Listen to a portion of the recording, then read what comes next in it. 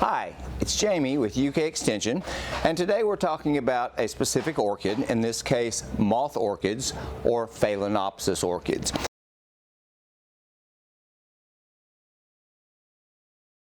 These are often touted as one of the easier orchids for beginners to try. They generally tolerate home growing conditions reasonably well, and they just are, I won't say foolproof with any orchid, but they're a little easier to manage, and it's so much easier to select things that can survive the difficult conditions in our homes than to try to make our homes accommodating for things that won't.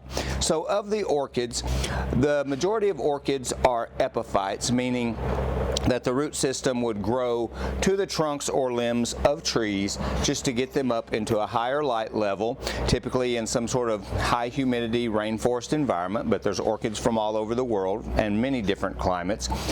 The moth orchid would grow under those conditions. It generally just produces 3 to 4 of these larger leaves, sometimes up to 6, and it will typically be sold in some sort of very well drained media.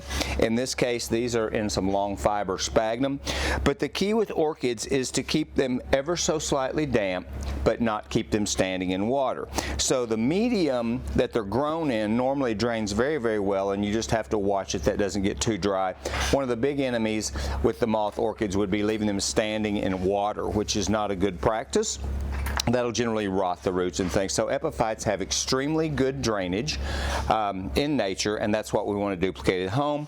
Misting may help. We would not mist blooms, but rather just foliage to keep the humidity up. And one of the signs of low humidity would be blackening leaf margins and tips, but it's not as noticeable on something like a thick leathery leafed orchid.